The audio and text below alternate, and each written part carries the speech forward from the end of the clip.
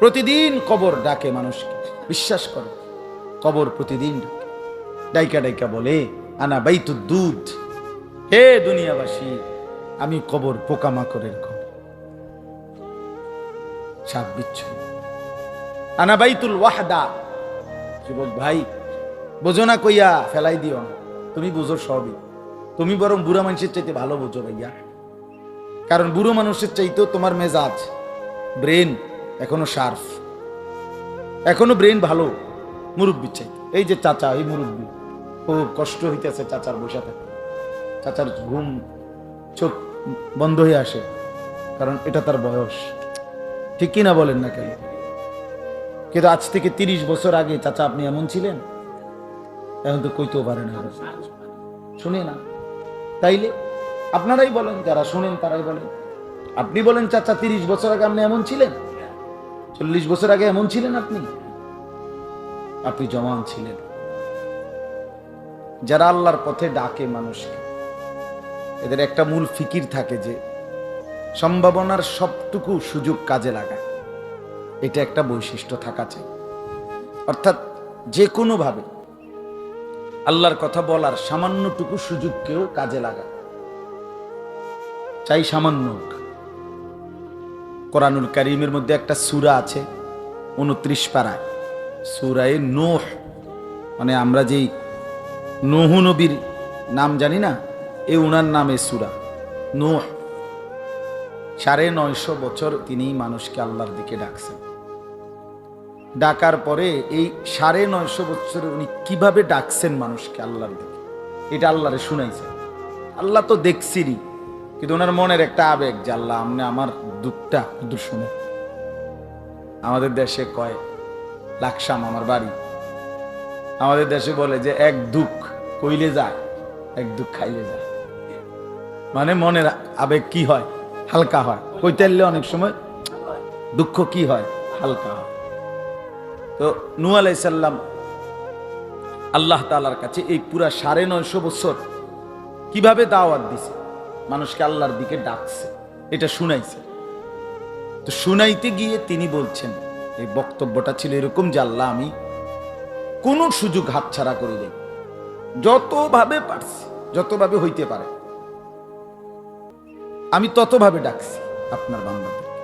রাতে দিনে ওরা কানে আঙ্গুল দিত, আমি বলছি তবু।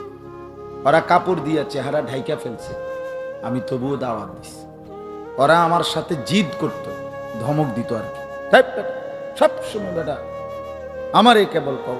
আর মানুষ দেখো না, অনেক সময় অনেকে রাগ হয়ে যায় না যে বেটা কাল আমারে কাল কও, মসজিদে যাই না কেন, আর মানুষ দেখো না। তো তিনি বলেন যে এরকম জিদ করতো আমার সাথে, তবু আমি বলছি। অহংকার করত, তাই কিসের আযাব আমার, কিসের আযাব আসবে আবার, কিসের আখিরাত, এরকম অহংকার দেখাইতো। নূহ নবী বলেন আমি তবুও বলছি। ওয়া ইন্নী দাআউতুহুম জিহারা, কখনো প্রকাশ্যে বলছি। ওয়া ইন্নী আ'লানতু লাহুম, ঘোষণা দিয়ে দিয়ে বলছি, শোনো একটা ঘোষণা শোনো, আযাব আসবে, এভাবে ঘোষণা দিয়ে দিয়ে বলছি। আসরারতু লাহুম, একজন একজন করে গোপনে গোপনে বলছি, যে উনিজন শুনতেছে না তুমি শোনো। বুঝেন নাই কথা, ওরিজন বুঝতেছে না, আচ্ছা বাদ দাও তুমি শোনো। ওই যে এইভাবে আলগা আলগা করেও কইছি। মানে নূহ আলাইহিস সালাম বলেন আল্লাহ আমি কম বেশি রাত দিন সব সুযোগ কাজে লাগাইছি, চেষ্টা করছি পরিবর্তন। এইটা হলো দাওয়াতের মেজাজ, আল্লাহর দিকে ডাকার সব সুযোগ কাজে লাগানো। কখনো 1 মিনিট হোক, কখনো 1000 মিনিট হোক, কখনো 1 ঘন্টা হোক, কখনো একজন হোক, কোনো অসুবিধা। আমি কিছুদিন আগে তোমার এক জায়গায় গেছি, প্রেসার মারতাম, আমার হঠাৎ ঘাড়ে খুব ব্যথা করতেছিল, তা আমি গেছি প্রেসার মাপতাম ওষুধের দোকানে, ফার্মেসিতে। এখন আমি ঢুকছি দেখা না হয়তো 20-30 জন ছেলে, এরকম ইয়াং ছেলে, ওরা আমার লগে দেখা করতে আসছে। এখন এতজন ছেলে দেখে আমি প্রেসার মাইপা, আমার এই দিক দিয়ে ওয়াজের টাইম দেরি হয়ে যেতেছে। কিন্তু আমি কইলাম ভাই তাছাড়া আপনারা কোথাও দাঁড়ান, আপনি করে 2 মিনিট কই করতে। পরে হেগোরো 10 মিনিটের মতো, 10-12 মিনিট হেগোর একটু নসিহত করছে। আমার উদ্দেশ্য হলো যে এই যে এরা যে জমলো 20টা মিনিট ওগুলো একটু বলি, এই সুযোগটাই কাজে লাগাই, হতে পারে এখান থেকেও কেউ বদলেছে। এই সম্ভাবনার সবটুকু কাজে লাগানো, আসলে এটা আল্লাহর দিকে দাওয়াতের একটা মেজাজ। মোহাম্মদ খুব পেরেশানি করতেছিল বেচারা, ও রাস্তা দিয়ে দাঁড়ায় রয়েছে, বলতেছে বারবার যে সব লোক গেছে গা হুজুর, আপনি হাইয়েন, আমার লইয়া শুধু দোয়া করবেন। এই সে যথেষ্ট অস্থিরতা মহব্বতের দাবিতেই করছে। আল্লাহ তাআলা আপনাদের সবাইকে ধৈর্য ধরে বসবার জন্য উত্তম বিনিময় দান করে। আমি অযথা সময় নষ্ট করি নাই, বাস্তব কথা হলো এটা। শুধু এই আল্লাহর কথা বলার জন্যই একটু আধটু দেরি হয়েছে। আল্লাহ আপনাদেরকে কবুল করে নেন। এই অবস্থার ভেতর দিয়েও আমি চেষ্টা করছি, বড় আমার দূরের মাহফিল সব বাদ, ঢাকাতে আমার জুমা পড়াই নাই, এরপরে জুমার দিন গাজীপুর মাহফিল ছিল, সিলেট মাহফিল ছিল, চিটাগাং মাহফিল ছিল, মদনপুর মাহফিল ছিল ঢাকা, ওগুলোতে যাই নাই। কিন্তু এরপরেও এই দেবিদ্বার, মুরাদনগর, নবীনগর, বাঞ্ছারামপুর এই জায়গাটাতে প্রতিদিনে 2টা করে 2বার, মানে যে দূর পারছি, দিনে সন্ধ্যা, যে অল্প হোক। কালকে আমি ওই যে আমাদের বদিউল আলম ভাই এখানে আসছে, ওনার ছাত্ররা, মৌলানা বদিউল আলম ভাই, ওই 10-12 জন ছাত্র মাত্র নামাজ পড়ছি মাগরিবের পর, ছোট্ট বাচ্চা, তো ওদেরকেও একটু বলছি, একেবারে পিচ্ছি বাচ্চা, কায়দা পড়তে আছে, শুধু কায়দা, খালাস, আল্লাহর জন্য বলা। এই জন্য এটার উদ্দেশ্য হলো আপনার ঘরে আমি বুজুর্গি শুনানো না, আমি এটা উদ্দেশ্য আছে আমার, এখন এটা কেন কইলাম আপনাদেরকে এই কথা বোঝানোর উদ্দেশ্য না যে আপনি যেন বোঝেন যে বাবুরি কত বড় বুজুর্গ হুজুর, আসলে কসম খোদার এটা উদ্দেশ্য হলো এই কথা বুঝানো যে একজন মুসলমান হিসাবে আমরা আমাদের এই জবান আল্লাহর দেওয়া, এটা দিয়ে আল্লাহর কথা বলা, সামান্য হোক। 5 ওয়াক্ত নামাজ যে ফরজ, এই কথাটাকে আপনি জানেন না, তো এইটা আপনার নাতিকে বলতে অসুবিধা কি? ছেলেটাকে প্রতিদিন বলতে সমস্যা কি? সে আজকে নয়তো মনে করেন 2 বছর কোনোদিন ফজরের নামাজ পড়ে না, তো এরপরে আর বলার দরকার নাই, এ কথা কি আল্লাহ সিদ্ধান্ত দিছে? তো আপনি যার কর না, কথাটা বুঝছেন, আপনি যার মাতের নাও, আপনি যে এখন বলে ফেললেন যে না তে আর ফুটতো না, আমি আর বলতাম না, তো এই যে আপনি ছেড়ে দিলেন, এই অনুমতি আপনারে কে দিল? আপনার পুতের বউ পর্দা করে না, তো আজ 3 বছর করে না, তো অতএব আর এরপরে আর বলার কোনো দরকার নাই, তো এইটা ছেড়ে দিলেন কেন? মেয়েটা পর্দা করে না, এটা বলা বন্ধ করে দিলেন কেন? যে হুজুর আমি বিশ্বাস করেন 2 বছর তারে মাদ্রাসাত পড়াইতে চেষ্টা করছি, কতবার নিচি আইছিতে ভাগ্যাইয়ালা, তো এর লাগে বাদ দিছি, দূর এই অজাতে মানুষ হইতো না। তো এইটা কারে কইলেন? এই কথাটা আপনি কারে কইলেন যে এই অজাতে মানুষ হইতো না? এটা অজাত হইল কেমনে? আপনি তারে গালি দিলেন কেন? কথা বুঝছেন? এটা আপনার সন্তান, 2 বছর পরে আর বলতে হয় না ছেলেকে, এই অনুমতি আপনাকে কে দিল? আমার কথাটা বুঝছেন কিনা বলে? কোরআন শরীফ আছে এই নূহ নবীর ঘটনা, এই সূরাটা হুদের মধ্যে একটা সূরা আছে 12 নম্বর পারা, নূহ আলাইহিস সালামের ঘটনার মধ্যে আছে।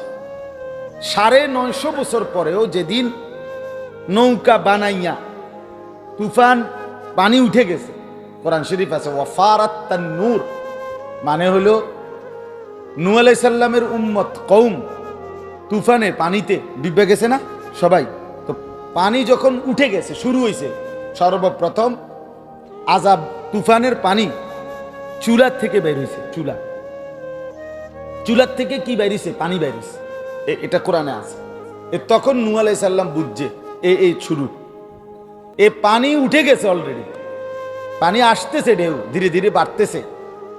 এই সময়ও খোদার কসম কোরআনে আছে, নূহ আলাইহিস সালাম ওনার ছেলে, ওই যে কাফের যে ছেলেটা কেনান, পরে তখনও শেষ মিনিট পর্যন্ত উনি তাকে আল্লাহর দিকে, ঈমানের দিকে ডাকছে, ইয়া বুনাইয়া কাম মা'ানা, হে আমার প্রিয় সন্তান, এখনো সুযোগ আছে বাপ, ঈমান আইনা আমার নৌকায় ওঠো। এই সময় তাহলে বলে 950 বছর পরেও আজকেও নৌকা ছেড়ে দিচ্ছে, আল্লাহর আযাব শুরু হয়ে গেছে, তবুও উনি হতাশ হয় নাই, নিরাশ হয় নাই। আজও ডাকছে ছেলেটাকে, আজও টানছে। কোরআনে আছে ও হালা বাইনাহুমাল মাউজ, নূহ আলাইহিস সালাম ওর হাতে দিয়ে দাও, এভাবে টানতেছে, বাপ আও না, ছেলেটা টানে ওদিকে, মানে বাপে টানে ইমানের দিকে, ছেলে চলে যায় কুফরের দিকে। এই টানাটানির মধ্যে আল্লাহ বলেন একটা ঢেউ আইসা বাপ পুতকে আলাদা করে দিছে। ফাকানা মিনাল মুগরাকিন, ফলে এবার ছেলেটা ডুবে যাইতে শুরু করছে। এ আল্লাহ বুঝে। আচ্ছা, কথাটা খেয়াল করেন ভাইয়া, আপনারাও জওয়ান ভাই, আপনারাও শুনুন। এরপরে হাতের থেকে ছুটে গেছে না, এখন পানির ধাক্কা খাইয়া ওই ছুটে গেছে এদিকে, বাপ এদিকে নৌকায়। এখন তো আর কিছু করার নাই না, নূহ আলাইহিস সালাম এই কোরআনে আছে। এই সময় আবার এখন আর ছেলেকে ধরতে পারতেছে না, এইবার তিনি 2 হাত আসমানের দিকে আল্লাহর কাছে তুলছে। আল্লাহ, ওটা আমার ছেলে, ওই যে হাবুডুবু খাইতেছে, কাব্বাইতে আছে, পানিতে সুবা খাইতেছে, ওটা আমার ছেলে। আল্লাহ, আপনি শ্রেষ্ঠ বিচারক। তখন আল্লাহ তাআলা নূহ আলাইহিস সালামকে বলছে, নূহ শোনো, সাবধান, এটা তোমার ছেলে না। ইন্নাহু লাইসা মিন আহলিক, এটা তোর ফুতে না বেটা। ইন্নাহু আমালুন গায়রু সালিহ, এটা বেআমল সন্তান, আর বেআমল নাফরমান ইমানদারের সন্তান হয় না। কোরআন, এটা কোরআন। তুমি কইলে কি হবে বেটা? তুমি বললে কি হবে বেটা? নাফরমান। আল্লাহ কোরআনে বলছে ইন্নাহু আমালুন গায়রু সালিহ, বেআমল, এটা বেআমল মুমিনের সন্তান হয় না। ফালা তাসআলনি, সরাসরি কোরআনের আয়াত। আল্লাহ বলছে বাপকে পুতের ব্যাপারে, নাফরমান এই সন্তানের ব্যাপারে তুমি আর আমি আল্লাহর কাছে কিছু চেয়েও না। কি চাচা বলেন?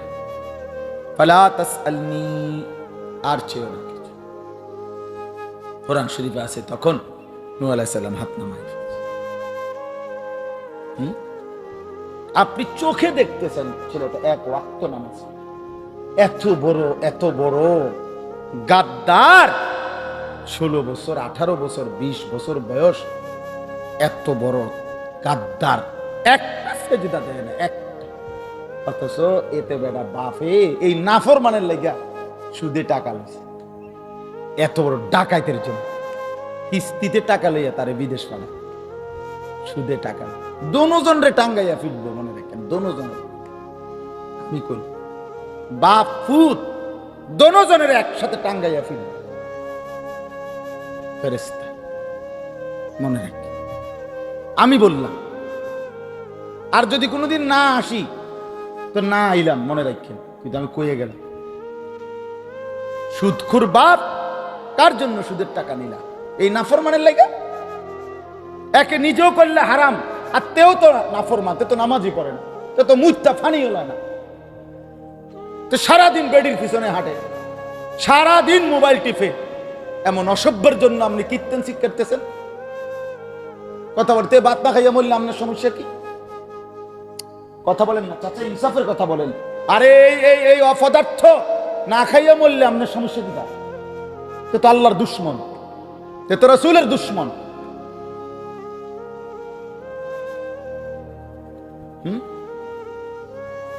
লুভি ফাড়া বুঝছে, ফাড়াই তাইলে কোন রকমে এত তো টেয়া দিব, আমি তো বইয়ে বইয়ে আপেল মালটা খামু, হ্যাঁ, বন দিয়া চা দিয়া ভিজাই খেব শেষ বয়সে, আর বিড়ি খেব বইয়া বইয়া, চা দোয়ানে গপ মারব, বুঝেন না?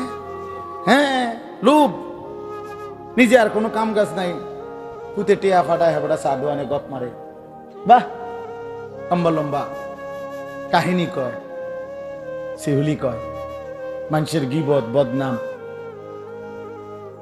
আর কি তা টেনশন নাই তো, টাকা তো হেতে দিতে আছে, বাজার হইতে আছে, ফাঙ্গাস, তেলাপিয়া, দৈন্যাতা, কাঁচামরিচ, ফার্মের মুরগা, কক মুরগা, আর কি। আল্লাহর রহমতে জিগাইলে আল্লাহর রহমতে আপনার দোয়া 10 জনের দোয়ায় ভালো আছে, ওটা ভালো আছে। কেমনে ভালো আছেন চাচা? আল্লাহর রহমতে তারা 2 জন বিদেশ, ঠিক না? নিশ্চিন্ত হয়ে গেছে, তারা 2 জন বিদেশ। আর ইটালি হইলে তো কথাই নাই, আমেরিকা হইলে তো কথাই নাই, ইউরোপ হইলে তো কথা, কলজিয়া এত বড় হয়ে যায়, ইটালি। আহ হায় মুসলমান, আমার কথায় নারাজ হইয়েন না, ইনসাফের সাথে ভাবেন, ইনসাফের সাথে। ভুলে গেলেন আল্লাহকে, শুধু বুঝে নিলেন দুনিয়া, অথচ আপনার ছেলের দুনিয়াও শেষ হয়ে যাবে, আপনার দুনিয়াও শেষ হয়ে যাবে। এই দেখতে দেখতে বাবাও কবরে যাবে, সন্তানও কবরে যাবে। আমার দাদাও কবরে গেছে, আমার আব্বাও কবরে। এখন তো আমার দাদাও নাই, বাপও নাই, বাপ নাই। তো বাপ পুত 2 জন কবরে চলে গেছে না, আমিও আমার সন্তানও কবরেই চলে যাব। প্রতিনিয়ত আমরা চলে যাচ্ছি, কে আমাদেরকে নিয়ে যায়? কেউ আমরা আমাদের ইচ্ছা মতো, পরিকল্পনা মতো মরতেছি না তো বাপ। যার যার আমাদের প্ল্যান প্রোগ্রাম মতো, আমাদের পরিকল্পনা মতো আমরা মরি, তাহলে কে আমাদেরকে হঠাৎ নিয়ে যায়? প্রতিদিন কবরে কে নিয়ে যাচ্ছে? তাকে ভুলে যাই কেন? কেন ভুলে যাই তাকে? আল্লাহকে ভুলেন কেন ভাইয়া? আর কত মুসিবত দেখলে নামাজ পড়বেন? আমি এখনো বলছি, কেন সারাটা দেশ মনে যেন কবরের মতো, যোগাযোগ বিচ্ছিন্ন, কেউ কিছু কইতে পারতেছে না, কি হবে কি হচ্ছে। হ্যাঁ, এই সামান্য নেটওয়ার্ক বিচ্ছিন্ন করে দিছে, এতেই আমরা যেন একটা ভুতুরে পরিবেশে পড়ে গেছি, অন্ধকারে ঢুকে পড়ে আছি আমরা। কবরে ও চাচা, হ্যাঁ,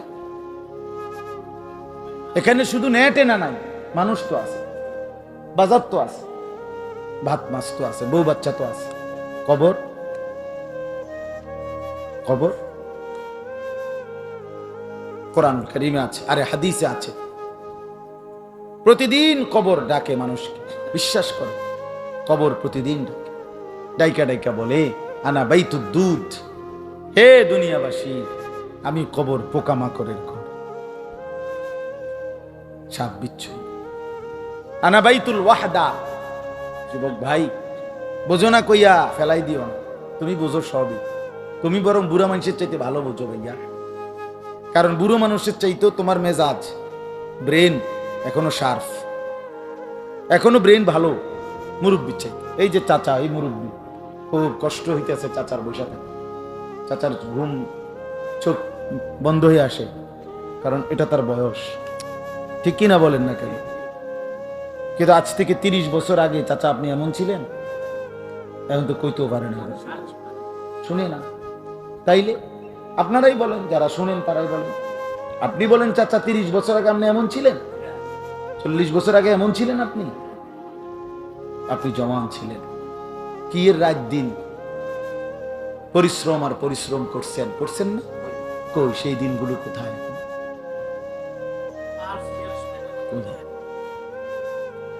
কোথায়? আল্লাহ তাআলা বলেন, বান্দা তোমার চোখের সামনে আমি জলজ্জন্ত এই মানুষটাকে জিজ্ঞেস করে দেখো, সে কেমন ছিল 30 বছর আগে, পরে আমি তোমার সামনে জলজ্জন্ত সাক্ষী হিসাবে এই দুর্বল বানিয়ে দিছি। ওমান নুআম্মিরহু নুনাক্কিসহু ফিল খালক আফালা ইয়াকিলুন। এই যে এটা কোরআনের আয়াত, সূরা ইয়াসিনের আয়াত। আল্লাহ বলেন, আমি যাকে দীর্ঘ হায়াত দিয়ে থাকি, আমি যাকে লম্বা হায়াত দেই, ধীরে ধীরে তাকে আবার প্রথম অবস্থায় ফিরে আনি। মানে দুর্বল, দুর্বল, একেবারে ছোট্ট কোলের বাচ্চা যখন দুর্বল ছিল, সেই প্রথম অবস্থায় আবার তাকে ফিরিয়ে আনি। আফালা ইয়াকিলুন, তবুও কি বান্দা তুমি বুঝবা না? আল্লাহ বলছেন, তবুও কি বুঝবা না? তুমি কি ভাববে না বান্দা, আমার দাদা তো এমনই ছিলেন আমার মতো। কোথায় সেই দাদার জওয়ানি? কোথায় হারিয়ে গেল? তাইলে এইটুকু ছোট্ট পৃথিবীতে শুধু কেবল নেটওয়ার্ক ছিন্ন করে দেওয়াতে যদি এমন অবস্থা হয়, অন্ধকার কবরে কেমন হবে? কবর ডাক দিয়ে বলে আনা বাইতুল ওয়াহদা। এটা হাদিস বা নবী বলেছেন। কবর প্রতিদিন বলে বান্দা আমি কিন্তু একাকিত্বের ঘর, আমি কিন্তু শুধুই একা। ডানে বামে উপরে নিচে বান্দা কেউ দেখবে না, কেউ না কেউ না, আমি কিন্তু বড়ই একা। আমি তো বলি বন্ধু, আমি তো বলি বাপ, এই দুনিয়াতেও আমরা একাই। আমার যেদিন অসুস্থ হই, আমি যখন রোগাক্রান্ত হই, আমার সাথের কেউ আমার সাথে রোগাক্রান্ত হয় না, আমি একাই। ঠিক কিনা বলেন? আমি যদি অ্যাক্সিডেন্ট করি, আমার যদি পাও ভেঙে যায়, তাহলে আমি কিন্তু একাই, আমার সাথে বন্ধুরাও অ্যাক্সিডেন্ট করে না, করে? আমার 2021 সালে আমার পাও ভেঙে গেছিল। আমার এই যে পাও এখনো বাঁকা, এই পাও একেবারে ভেঙে গেছে, এইটা এখান দিয়ে একেবারে ভাঙ্গেই গেছে ডাইরেক্ট। মোটর সাইকেলের পিছনে বসছি আমি, দুইজন, আমার বন্ধু, আমি, ওই জুবাইর ভাই। তাইলে ওই পাশ থেকে তোমার ভ্যান গাড়ি আইয়া আমার বাড়ি দিছে, মোটরওয়ালা ভ্যান গাড়ি। আমি রোজা ছিলাম, জিলহজের রোজা, ওই কোরবানির আগে যে রোজা রাখে, এই রোজা রাখছি, নফল রোজা। আসরের পরে ইফতারের আগে আমি বয়ানে যাইতেছি, এরকম মাগরিব বাদ বয়ান। ওই যে মিজান ভাই, হ্যাঁ, আমরা এই দেবিদ্যার তাবলিগের কাজ করে যে মুফতি মিজান ভাই, এই উনার মাদ্রাসা বুড়িচন, ওইখানে চান্দলা। তাহলে আমি পথ দিছি ময়নামতির থেকে চান্দলা যাবো, ইফতার করবো। ওনারে কইছি ভাই মোটর সাইকেলে উঠটা আমি ইফতার রেডি করেন, আমি আইসা আপনার এখানে ইফতার করবো, আমি রোজা আছি, মাগরিবের পরে বয়ান করব। মানে 10 মিনিট পরে ভ্যান গাড়ি বাড়ি দিছে, একটা বাড়ির সাথে ফুটবলের মতো উড়াইয়া পড়ছি রাস্তা। টান দিয়া মানে হাতটা ছাইয়া রয়েছে যে পাওয়াটা ভাঙিয়া গেছে। ইফতার করছি মুন হসপিটাল।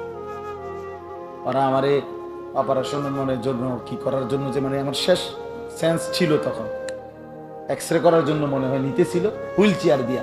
তো আমি শেষ আসতে কইছি যে একটু একটু কারা জানি, আমি তো রোজা, রোজা ভাঙা, মানে ইফতারের টাইম হয়ে গেছে তখন। তাহলে আমি ওনারে বললাম, উনি ফোন করতেছে অনবরত, ফোন আমারটাও ধরতেছি না, জুবাইর ভাই বন্ধু উনিও ধরে না। আমি কই, উনি খবর পাচ্ছেন। তাই কিন্তু আমি বলতে চাচ্ছি যে আমি ওনার মোটর সাইকেলের পেছনে বসছি, উনি আমার বন্ধু, উনি চালাইতেছে, আমি চালাইছি না। কিন্তু বিশ্বাস করেন তার একটা সুতা, একটা চামড়া উঠছে না, আমার তো পাউডা, আমি একাই। মানে বুঝাইতে চাইলাম, আমি যখন অ্যাক্সিডেন্ট হলাম আমি একাই, আমার কারণে আমার বন্ধু কি হয় নাই। এই জন্য এ কয়জনই হোক আপনারাই ভাবেন, দোস্ত আমার, বন্ধু আমার, কবর ডেকে বলে আনা বাইতুল ওয়াহদা, আমি একাকিত্বের ঘর।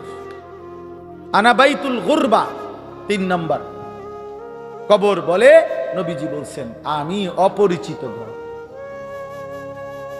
অপরিচিতের না, অপরিচিত ঘর মানে হলো দুনিয়াতে আমনের ঘর না, এটা আমনে এই বাড়ির গিয়া আমরা স্বাভাবিকভাবে একটা বিল্ডিং এর বাথরুমের দরজা, মানুষের সবাই জানে, একটা আইডিয়া বোঝে, এই প্লাস্টিকের দরজা দিলি এটা হলো বাথরুম। সোফাওয়ালা যে এই রুমটা, এতে বুঝছে এটাই হলো ড্রয়িং রুম, সামনের রুম। ঠিক কিনা বলেন না কেন? মানুষ যদিও নিজের ঘর না, কিন্তু বুঝে দুনিয়ার ঘরটা একটার মতোই কাছাকাছি। 3 রুম, কারো হয়তো 4 রুম, কারো 2 রুম, ভিতরের দিকে ফাঁকঘর, নাকি ঢুকতে ফাঁকঘর। তাহলে একটা আইডিয়া আছে কিনা মানুষের?